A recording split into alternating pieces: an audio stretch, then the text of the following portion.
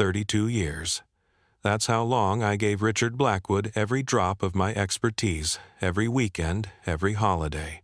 I helped him build Blackwood Construction from a 3-man crew into a company with 400 employees across 6 states. And at 63, he looked me in the eye and said I was too expensive and too slow for the modern construction industry. But what I found in an old safe deposit box my father left behind didn't just save me financially. It revealed a truth about value that a millionaire contractor would never understand. My name is Thomas Garrett. Until 8 months ago, I was the Director of Operations for Blackwood Construction, based out of Charlotte, North Carolina. I knew every subcontractor, every permit office, every building code in the Carolinas. I'd personally overseen the construction of 47 commercial buildings, from strip malls to hospitals. When Richard's own brother-in-law tried to embezzle $250,000 from the payroll account, I caught it and handled it quietly to save the family embarrassment. When the Asheville project nearly collapsed due to foundation issues, I was on site at 5 a.m. every day for 3 weeks until we fixed it. I'm not looking for sympathy. I'm telling you this because sometimes the people who claim to value loyalty the most are the first ones to discard it. And sometimes the people you thought were barely scraping by were quietly building something that would save your life decades later. My father, Robert Garrett, died in 2008. He spent 41 years as a machinist at Caterpillar, 3rd shift, never complained once. My mother, Helen, passed 2 years after him. She worked as a seamstress at a textile mill until arthritis finally made her retire at 68. They lived in the same brick ranch house in Gastonia they bought in 1974. They drove Toyotas until the odometers stopped working. They grew vegetables in the backyard and canned them for winter. And apparently, while they were shopping at thrift stores and using coupons at the grocery store, they were orchestrating something I wouldn't understand for another 15 years. But I'm getting ahead of myself. Let me tell you what it's like to dedicate your entire adult life to building someone else's empire, only to be told you're obsolete. Let me tell you about the morning I walked into a bank vault expecting to find some old tax documents and walked out understanding that my father saw the future more clearly than any MBA ever could. This isn't just about me. It's about every person who's been told their experience doesn't matter anymore. It's for anyone who's wondered if decades of hard work mean anything in the end. And it's definitely for everyone who underestimated their parents because they worked with their hands instead of sitting in boardrooms. So let me take you back to 8 months ago, to the glass-walled conference room where Richard Blackwood, the man who once told me I was like a brother to him, explained why 63 years old was apparently past my expiration date. His grandson, Tyler, sat next to him, 29 years old, fresh Harvard MBA, hands that had never swung a hammer or reviewed blueprints at a muddy construction site at dawn. He had a laptop covered in startup stickers and talked about disruption and optimization while I stared at the framed photo behind Richard's desk from our first major project together, the Winston-Salem Medical Plaza, where we're both covered in concrete dust, exhausted but grinning. That photo was about to become evidence that some foundations take longer to set than others, and that my father, rest his soul, understood something about investment that would have never occurred to a man who drove a $90,000 pickup truck. I started working for Richard Blackwood when I was 31 years old. Back then, he ran a small residential construction outfit called Blackwood Builders. Just him and 2 other guys framing houses in the Charlotte suburbs. He had talent and ambition, but his books were chaos, and his scheduling was a disaster. I met him through my cousin Danny, who did electrical work on his sites. "This guy can build anything," Danny told me one Sunday at a barbecue. "But Thomas, he's drowning in paperwork. He needs someone who understands systems, someone organized." I was working as an assistant project manager at a commercial firm then, good salary but no real future. My wife Linda was pregnant with our daughter Sarah, and I needed something with growth potential. The first time I walked onto one of Richard's job sites, he was arguing with a lumber supplier about a delayed delivery while simultaneously trying to read blueprints in the bed of his truck. He saw me, pointed a pencil in my direction, and said, "You the systems guy Danny sent? Can you start tomorrow? I got 3 houses that need to close in 2 weeks, and I can't find half my permits." I found his permits. They were in a box under a tarp, getting rained on. His accounts receivable was 3 months behind. He had thousands of dollars he should have collected, but never invoiced. By the end of that first week, I'd reorganized his entire operation, set up a real bookkeeping system, and negotiated better terms with 2 of his suppliers. "You're hired permanent," Richard announced on Friday, handing me a beer after the crew left. "Operations manager. I don't know what that means exactly, but you manage all the operations that aren't me swinging a hammer. Deal?" Linda understood why I said yes. "He needs you," she said that night, her hand on her belly, "and you can see what he could become." That's rare, Thomas. For 32 years, that belief drove everything I did. When Richard wanted to move into commercial construction, I found the financing, wrote the business plan, and hired the first project managers. I created the safety protocols that kept our insurance rates low. I built relationships with the permitting offices so we could move projects through approval faster than any of our competitors. My daughter Sarah grew up visiting construction sites with me on Saturdays. My son, Michael, learned to read blueprints before he could drive. Linda would bring lunch to whatever site I was managing, and Richard would always stop work, gather everyone around, and say, "This is Thomas's family. We take care of family here. Everyone gets an extra 15 minutes. The business grew year after year. We landed the contract for the Charlotte Convention Center expansion when I was 45. The Greenville Hospital project came when I was 52. By the time I was 60, we had offices in North Carolina, South Carolina, Georgia, Virginia, Tennessee, and Alabama. Over 400 employees, contracts worth hundreds of millions. I knew every superintendent by name. I knew whose kid was going to college, who was going through a divorce, who needed extra work to cover medical bills. I wasn't just managing operations, I was managing lives. But more than that, I was the fixer. When Richard's nephew Marcus was stealing equipment and selling it on Craigslist, I caught him and handled it privately. When we had the concrete failure in Raleigh that could have cost us millions in lawsuits, I worked with our engineers around the clock to find a solution. When the fire marshal in Columbia threatened to shut down our biggest project over a code interpretation issue, I was the one who sat with him for 6 hours with the code books until we found the answer. "Thomas, you're not an employee," Richard would say during our monthly strategy dinners. "You're the foundation of this company. Everything I've built, you helped me build it. When I retire, this company is as much yours as anyone's." I believed him. God, I believed every word. When my father died and I needed a week off for the funeral and to settle his affairs, Richard came to the service. He stood in the cold February rain beside me at the grave and said, "Robert raised a hell of a man. He'd be proud of what you've accomplished." When my mother got sick 6 years later, Richard sent flowers to the hospice every 3 days. "Family takes care of family," he said. By my 63rd birthday, we were doing over $200 million in annual revenue. I thought I'd work another 5 years, retire at 68 with a pension Richard had promised me. I thought loyalty and decades of success added up to security. I was wrong about Richard. But I was also completely wrong about my father, who was playing a game with a timeline measured in decades, not quarters. 6 weeks after my 63rd birthday, everything changed. It was a Tuesday morning in October, unseasonably warm, and I was reviewing the bid package for a medical office complex in Knoxville. Richard's executive assistant, Paula, called. "Richard needs to see you in his office. Tyler will be there too."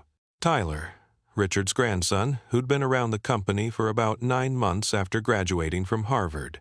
He wore $200 dress shirts to construction sites and carried a tablet everywhere, taking notes on everything while never actually doing anything. He'd never poured concrete, never hung drywall, never pulled a permit. But he had opinions about everything, all delivered with the confidence of someone who'd read case studies but never faced a real crisis. I walked into Richard's office at the headquarters building we'd constructed 5 years ago.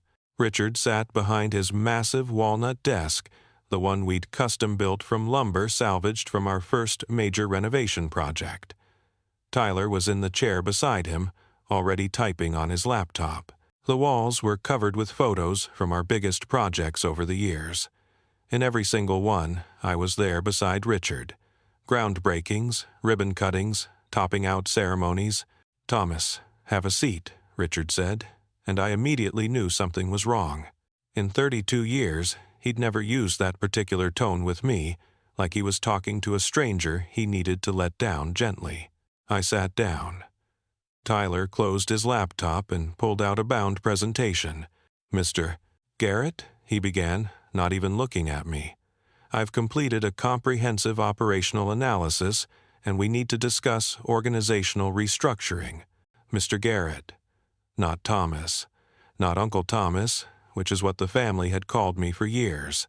Restructuring. I looked at Richard, but he was studying his hands. "Richard, last quarter we came in 8% under budget on the Durham project. The Savannah job finished 2 months early. We just won the contract for—" "The industry is changing, Thomas," Tyler interrupted. "We need to discuss implementation of integrated project management software, BIM coordination, drone surveying, AI-assisted scheduling. The modern construction landscape requires a different operational approach." "I can learn new software," I said, my mouth suddenly dry. "Richard, you know I've adapted to every new system we've ever implemented. Remember when we switched to digital blueprints? I mastered AutoCAD in 3 weeks. Richard finally looked up, and his eyes were empty of the warmth I'd known for 3 decades. "Thomas, you're too expensive and too slow for where this industry is going. These young superintendents, they understand technology. They move fast. Tyler has his MBA from Harvard. He understands data analytics, predictive modeling, algorithmic optimization. Too expensive, too slow. The words hit me like a truck. I'm 63, not 93. Last month, when the fire suppression system failed at the Greensboro site, who got it fixed in 12 hours? 2 weeks ago, when the city inspector in Atlanta was about to red tag our foundation, who knew exactly which engineer to call? That's exactly the point," Tyler said, his voice dripping with condescension. "We don't need someone who knows which inspector to call. We need someone who understands digital permit tracking systems and automated compliance monitoring." I stood up, my hands shaking. "Richard, I helped you build this company from nothing. When your family members betrayed you, I protected you. I've given you 32 years. "Don't be dramatic," Richard said, waving his hand dismissively. "This is business, Thomas. Surely you understood this day would come eventually. Did I? When you called me family? When you stood at my father's funeral? When you promised this company was as much mine as yours?" Tyler slid a folder across the desk. 48-week severance. It's extremely generous, and we're prepared to offer a consultant retainer if you're willing to help with the transition. I opened the folder. Termination agreement, effective immediately. After 32 years, I wouldn't even get to say goodbye to the crews. And there, on page 3, was the clause that made my blood run cold. A non-compete preventing me from working in construction project management within 200 miles for 3 years. "You're blacklisting me from the only industry I know," I said quietly, "in a 3-year radius that covers half the Southeast." "Standard practice," Tyler said. "Sign here and here." I looked at Richard one final time. "You told me I was like a brother." He shrugged, the gesture so casual it felt like violence. "I have a real family, Thomas, and Tyler here is the future. Business is business." I signed the papers. What choice did I have? 48 weeks of severance seemed like a lot until I remembered the mortgage, with 8 years left, Michael's medical school tuition, Sarah's wedding next year that Linda and I had promised to help pay for.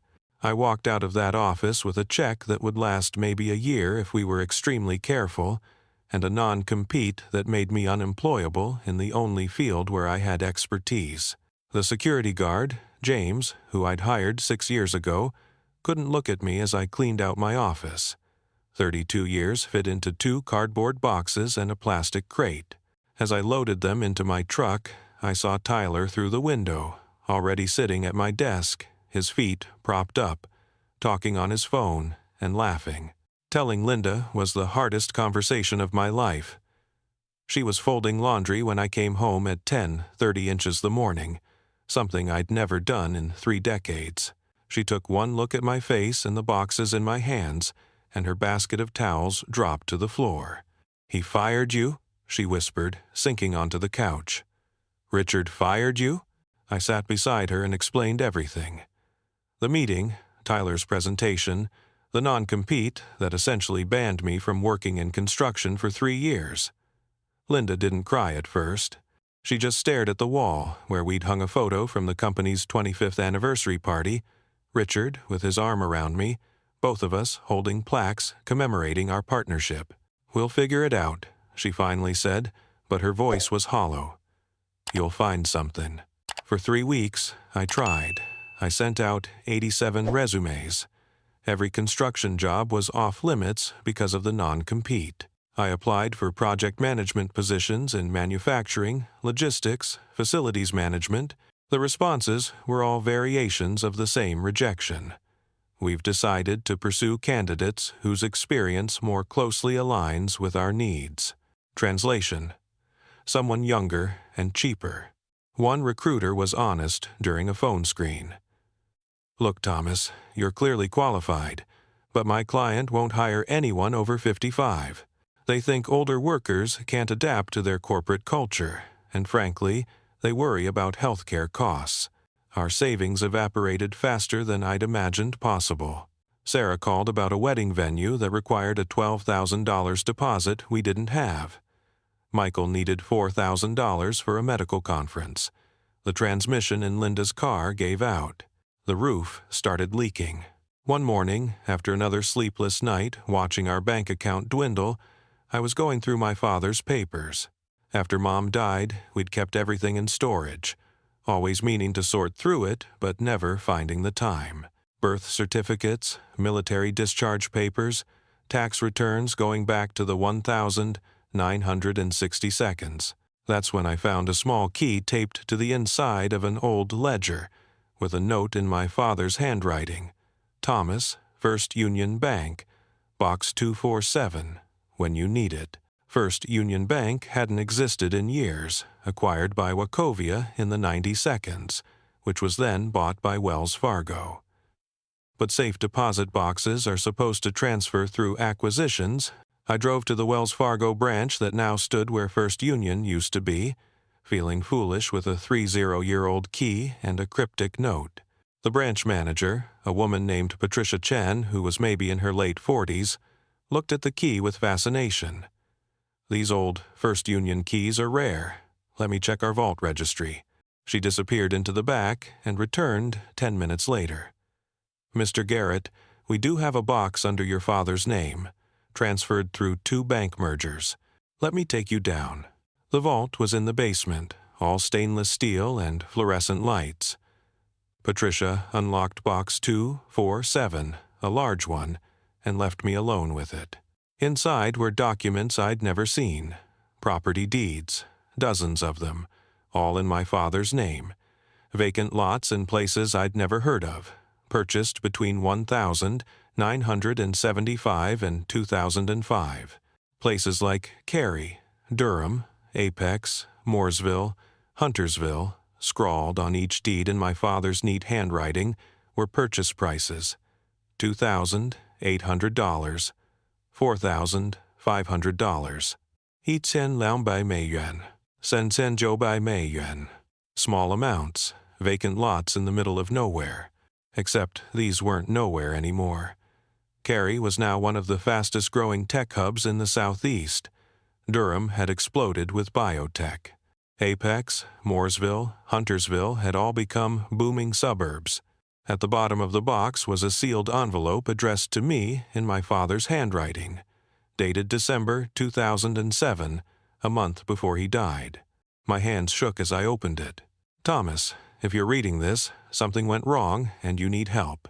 I hoped you'd never need to open this box, but your mother and I always worried that good men like you get used up by men who only understand money, not value.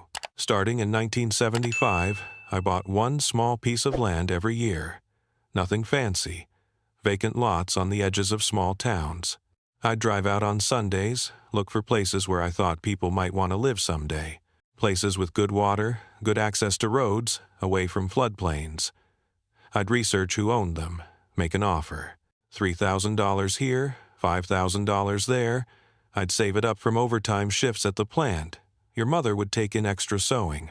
We'd skip our anniversary dinner, or I'd fix the truck myself instead of taking it to the mechanic. People thought we were cheap. Maybe we were. But we were also investing in your future. I bought 23 pieces of property over 30 years. Total invested, $94,000. It doesn't sound like much for a lifetime, but it was everything we could spare. I learned this from my own father, your grandfather. He always said, "Buy land, Robert. They're not making any more of it. Town change, people move. But the dirt stays put, and eventually someone will need it. The tax bills are all paid through an account I set up. Never missed a payment in 30 years. I couldn't tell you about this because I needed you to work hard, to build your own life, not to wait for an inheritance. If you're reading this, you probably got thrown away by someone who didn't understand what they had. Don't let that define your worth, son. These pieces of land aren't just property. They're proof that patient people who understand value will always outlast flashy people who only understand price. Your mother wanted me to tell you years ago. I said no. You were doing so well with Richard's company. But if things went bad, I wanted you to know. We always had your back. We just had it on a 30-year timeline. Love, Dad? P.S. Don't sell all of it at once. Keep some, let it grow more. That's how wealth actually works. I sat in that vault for over an hour, holding that letter, reading it again and again. Patricia had to come check on me. "Mr. Garrett, are you all right?" "My father," I said, my voice breaking. "He bought land. He bought land for me. Would you like me to help you research the current values?" We went back to her office. She pulled up tax records, recent sales comps, zoning information. We worked through lunch. The vacant lot in Cary that my father bought for $3,200 in 1,978, it was now zoned for mixed-use development and worth $840,000. The acre in Durham he got for $5,500 in 1,982. A developer had been trying to buy it for $1.2 million. The Mooresville properties, 3 lots he'd purchased for a total of $11,000 in the 90 seconds. They were in the path of the I-77 corridor expansion, valued at over $2 million combined. Patricia pulled off her glasses and cleaned them. "Mr. Garrett, based on conservative estimates from the tax assessments and recent comparable sales, your father's real estate portfolio is worth somewhere between $12 million and $15 million. The room tilted. "That's not possible. He worked third shift at Caterpillar. He drove a 5-year-old Camry. They shopped at Goodwill. It appears they shopped at Goodwill so they could buy your future," Patricia said softly. I sat in my truck outside the bank for 2 hours, unable to drive, just holding my father's letter. My parents, who never took a vacation that required a hotel, who celebrated their anniversary at the same Shoney's every year, who wore clothes until they literally fell apart, had been quietly building me a fortune, $3,000 at a time. The irony wasn't lost on me. Richard Blackwood, who drove a $90,000 truck and wore a Rolex, who constantly talked about building a legacy, had thrown me away because he thought my value had expired. Meanwhile, my father, who wore a $30 Timex watch and drove used Toyotas, had bet everything on the principle that value compounds over time if you're patient enough to let it grow. When I finally went home and told Linda, she collapsed into my arms, sobbing, not from sadness, but from relief and wonder. Sarah drove up from Wilmington that night. Michael flew in from Duke. We sat around the dining room table until 3 a.m., reading Dad's letter over and over, laughing and crying at the same time. But the money was only part of what my father had given me. The real gift was understanding what he'd known all along. He'd invested in land, yes, but more importantly, he'd understood what Richard Blackwood never could. That real value isn't about quarterly earnings or Harvard MBAs. It's about foundation. It's about patience. It's about recognizing worth and giving it time to mature. 3 months later, I opened Garrett Project Solutions. Not a construction company that would have violated the non-compete.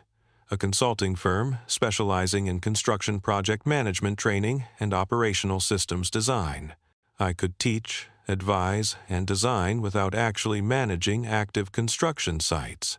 I hired Margaret first. She was 61, had been Blackwood's best estimator for 15 years, until Tyler decided she was too traditional in her approach.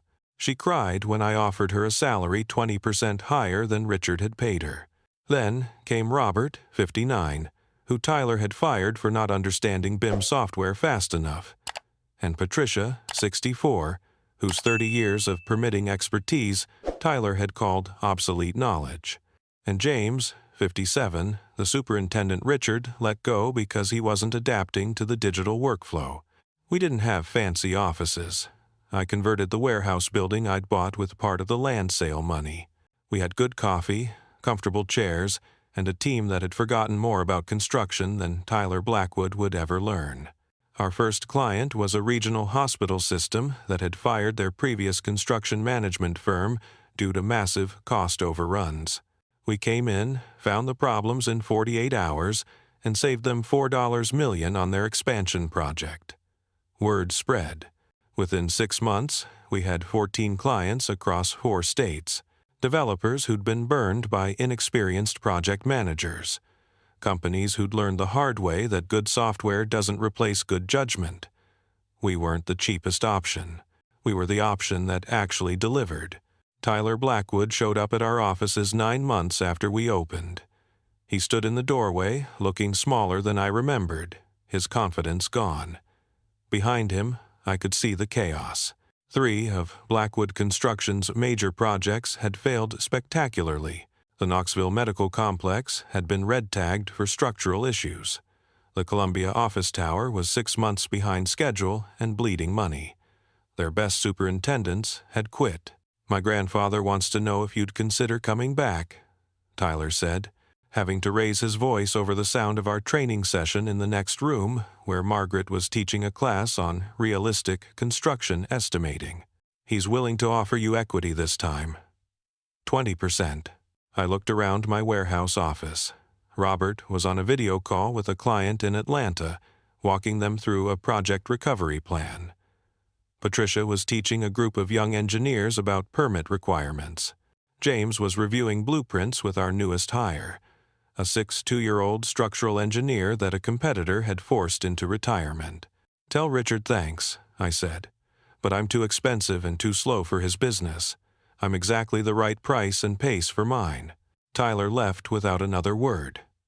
I heard later that Blackwood Construction closed 2 of their regional offices.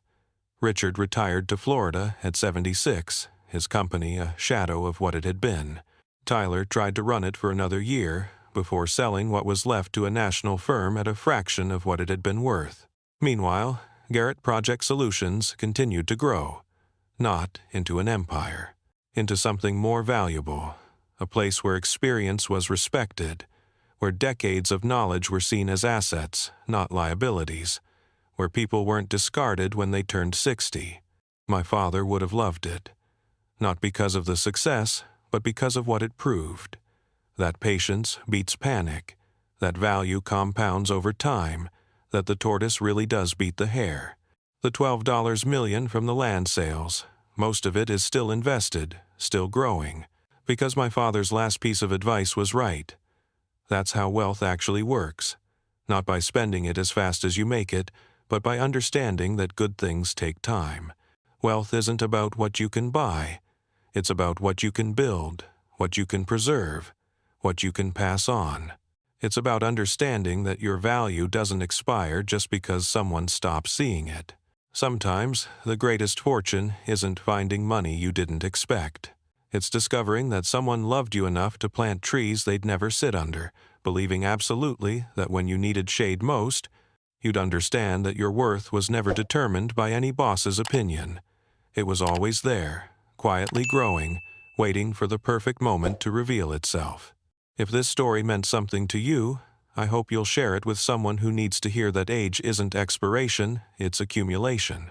That being told you're too old just means you're too valuable for small thinkers to appreciate. Remember, the best foundations aren't built in a day. They're poured slowly, carefully, and given time to cure. Just like my father taught me, just like I'm teaching everyone who walks through our doors. This is Thomas's story, but I have a feeling it might be yours too.